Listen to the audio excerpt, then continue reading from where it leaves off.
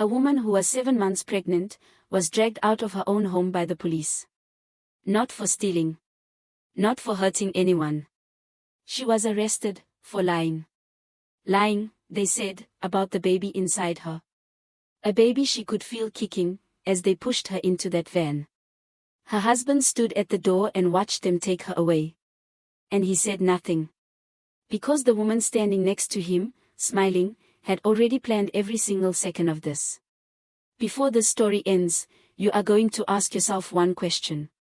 Who was really lying? Her name was Nkemdilim Okafor. And what happened to her should never happen to any woman. Especially not one carrying life inside her.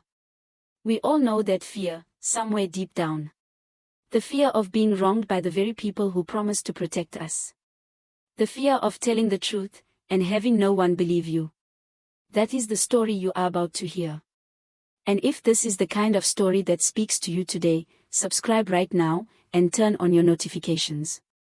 I drop a new story every single week. And I promise you, you do not want to miss what is coming next.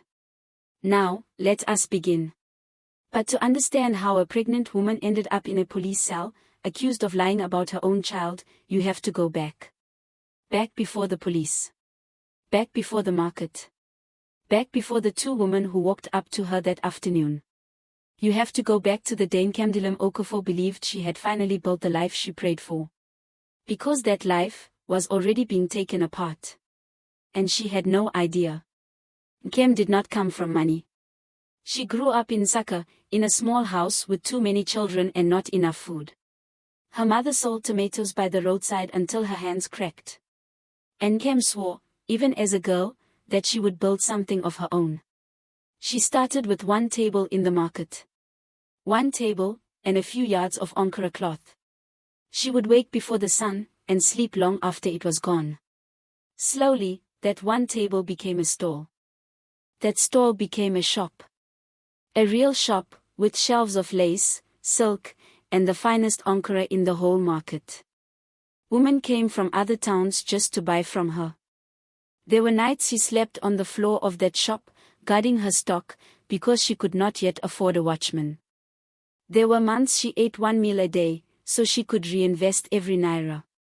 She did not inherit anything. She built it, with her own two hands. And that is why people respected her. Because Nkem was kind. She would sell you fabric, look you in the eye, and say, "Pay me later, God is watching all of us." She never cheated anyone. Not once. And then she met Cheikh Okafor. He was charming, gentle, and he made her laugh after the longest days. When they married, Nkem felt like every hard year had finally been worth it. She had a husband. She had a business. And now, after years of waiting, she had a child on the way. She would walk through the market slowly, one hand always resting on her stomach, smiling like she carried a quiet secret between herself and God. For a while, life was good. For a while. Because there was a moment that Nkem would replay for the rest of her life. The day her husband stopped touching her stomach. At first, Nkem told herself it was nothing. Cheikh was tired. Business was hard. Every marriage had quiet seasons. She had given that man everything. When his transport business nearly collapsed, it was Nkem who emptied her savings to save it. She sold 2 of her best machines, and gave him the money without being asked. She never reminded him of it. Not once. When his pride was wounded, it was Nkem who built him back up with her own hands. She cooked. She prayed. She carried his name with honor. And she carried his child with joy. She trusted him completely. That was the kind of woman she was. She believed that loyalty was a two-way road. She believed that if you loved someone honestly, they could not look you in the eye and destroy you. She was wrong. Her friend, Chidinma Obi, was the first to say something. Chidinma sold shoes 2 stalls down, and she saw things. One afternoon she pulled Nkem aside and said, "Your husband, I saw him in town, with a woman, and they were not just talking. Nkem felt her chest tighten. But she smiled, and she shook her head. "Not my Chike," she said. "You must have seen someone else." Chidinma looked at her for a long moment. Then she said, "I hope I did." Nkem never forgot that look. But she pushed it away. Because some truths, we are not ready to carry. If only she had listened. Looking back, the signs were everywhere. The late nights, that became normal. The phone he no longer left on the table. The weekends he suddenly had to travel, again and again.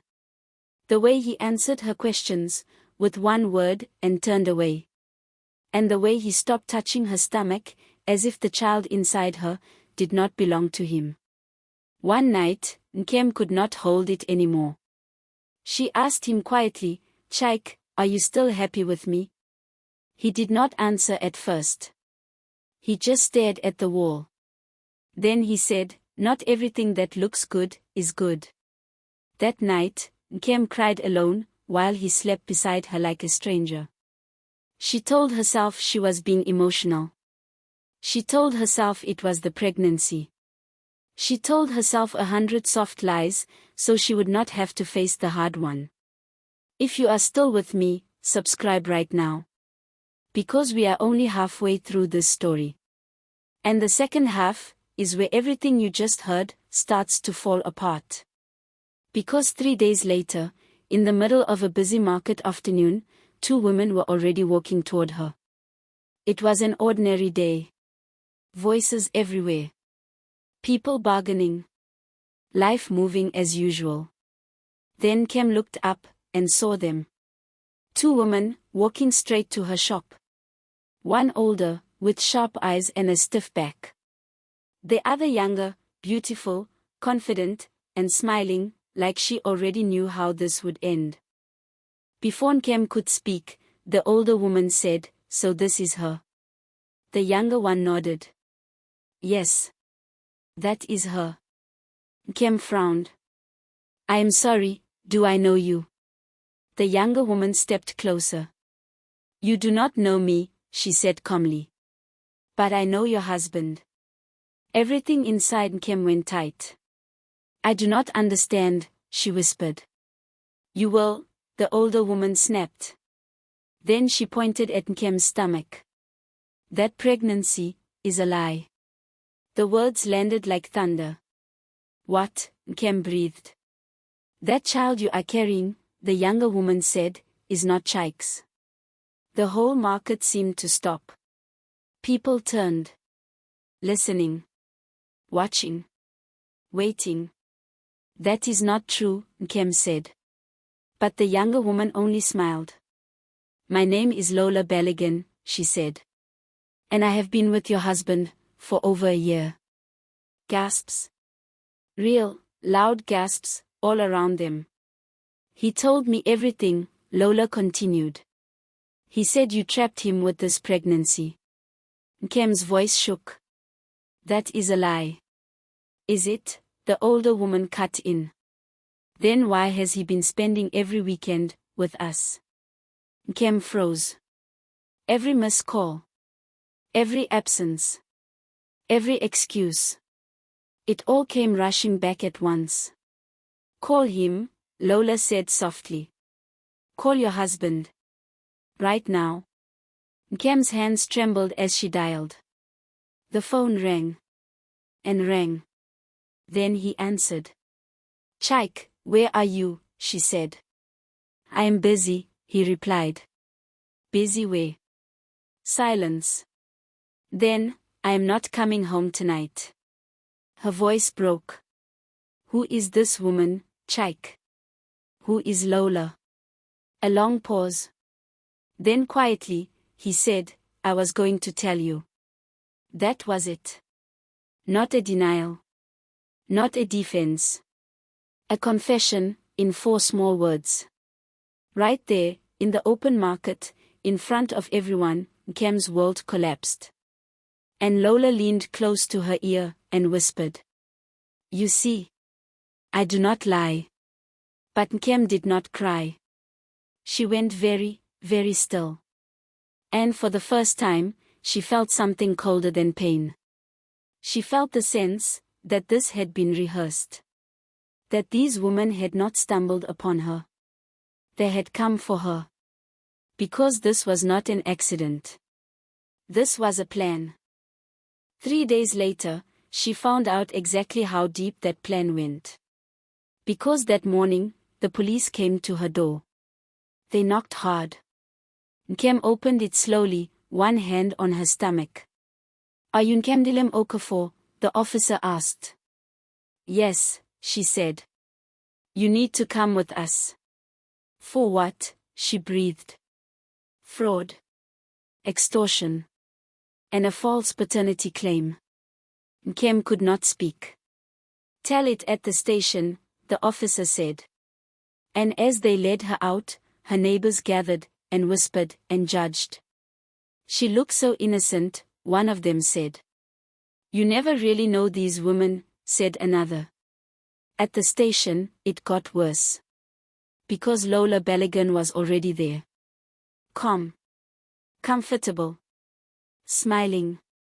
And beside her, sat Chaik. Nkem looked at the father of her child.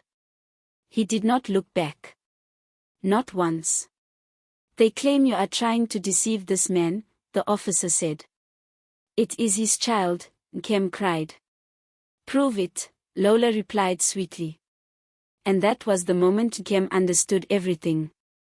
They had requested a DNA test. But the test never came. Not on time. Days passed. Then weeks. Nkem stayed in custody. Pregnant. Alone. Breaking. The cell was cold at night, and the floor was hard against her swollen back. She would lie awake, with both hands on her stomach, whispering to the child, telling it to hold on, just a little longer. She stopped eating. Stress wrapped itself around her like a hand around the throat. Until one night, she collapsed. She woke in a hospital bed, with a drip in her arm, and a kind face above her. A nurse named Grace is. Grace checked the door, then leaned close, and lowered her voice. "You need to be careful," she whispered. "Why?" Nkem asked weakly. "Because someone is trying to stop your test," Grace said. "The woman accusing you, her brother works in that laboratory. His name is Tan Baligan." And Nkem felt the last piece click into place. A mistress. Her mother. And her brother in the lab. A whole family, working as one, to bury her, and her child, alive. For the first time, Nkem did not feel fear. She felt something stronger. "If they want to destroy me," she whispered, "they will have to try much harder." And the next morning, she said 5 words that changed everything. "I want a real lawyer." His name was Barrister Ibrahim Lawal. Quiet. Patient. The kind of man who said little, but saw everything. He did not promise her victory. He asked her one question. "Are you telling me the truth?" Nkem looked him dead in the eye. "Yes." He nodded slowly. "Good. Then let us make them regret this." And while Nkem fought to keep her child alive, Barrister Lawal went to work. He pulled phone records. He traced the laboratory assignments. He followed the small careless trail that greedy people always leave behind. And quietly, piece by piece, he built something they never expected. The truth. The case moved to court faster than anyone thought possible. Because by now, people were talking. How can a pregnant woman be locked away like this? Where is the evidence? Why is the DNA test being delayed? Pressure was building. And pressure breaks people. But on the morning of the trial, Barrister Lawal told Nkem he had found one more thing. The courtroom was packed. Whispers everywhere. Eyes watching. Waiting. Nkem walked in slowly, her belly heavier now, her steps careful. But her eyes were different. Stronger. Then Chaik walked in. Clean clothes. Calm face. As if he had not destroyed the woman carrying his child. And behind him, Lola Baligan. Still confident. But not as comfortable as before. The prosecution spoke first. She attempted to deceive this man, they began. Objection, Barrister Lawal said calmly. Let us deal with facts, not stories. The judge nodded. Proceed. Lawal turned to Chaik. Mr. Chaik Okafor, do you deny being legally married to Nkemdilim? No. Do you deny living with her, as husband and wife? No. Do you deny being with her, during the time this pregnancy began? Chaik hesitated. The whole room leaned in. No, he said. A ripple moved through the courtroom. Good, Lawal said. So we agree, the child can be his. Then he lifted a file. But this case is not about possibility. He paused. It is about manipulation. He placed a phone on the table. This belongs to the complainant, Lola Baligan, he said. And inside it are messages between her and Mr. Okafor. Messages that began before Nkemdilim was even pregnant. The room went silent.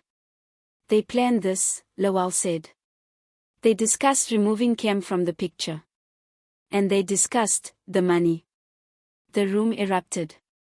Silence, the judge shouted. Lawal continued. They intended to accuse her, discredit her, and take control of the property and assets under Mr. Okafor's name. Now every eye turned to Chaik. Mr. Okafor, Lawal said. Did you promise this woman financial reward if your wife was removed? Chaik said nothing. Answer the question. Yes, Chaik whispered. The courtroom exploded. And Lola Baligan shot to her feet. You said you would never say anything, she screamed. And just like that, the whole thing began to fall apart. But the biggest blow was still coming. One more thing, Your Honor, Lawal said. The DNA test was not late. It was tampered with. The laboratory technician assigned to this case is the complainant's own brother. His name is Tan Baligan. And he deliberately stole the result. Bring him in, the judge ordered. Minutes later, Tan Baligan walked in. Nervous. Sweating. And under questioning, he broke. Yes, he shouted. I delayed it. My sister told me to. She said the test would ruin everything. The judge slammed the gavel. This court finds that Nkemdilim Okafor is not guilty of all charges. Tears rolled down Kem's face. But the judge was not finished. To the complainants, his voice sharpened. You will face charges for conspiracy, fraud, and unlawful detention. Lola collapsed into her seat. Florence Baligan, her mother, sat frozen. And Chaik stood like a man who realized, far too late, that greed had just destroyed his entire life. And Kem. She did not scream. She did not celebrate.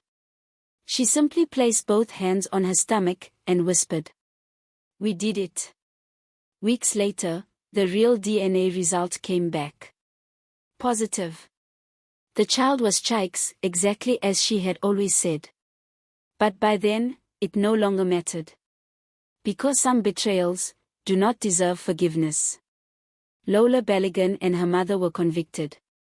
Tan Baligan lost his job at the laboratory, and his name was struck from the register. And Chaik, the man who watched them take his pregnant wife away, lost the very property he had betrayed her to keep. Nkem walked away from all of it. Not as a victim. But as a woman who survived something that was designed to break her. She had her baby, a healthy boy, in a quiet room, surrounded by the few people who never doubted her. And her shop. Her business. The life she built with her own hands. It is still standing today. Now hear me carefully. This story was never really about a DNA test. It was about something far more painful. It was about the people who are supposed to protect you, becoming the very ones who try to destroy you. A husband. A lover. A family. A system.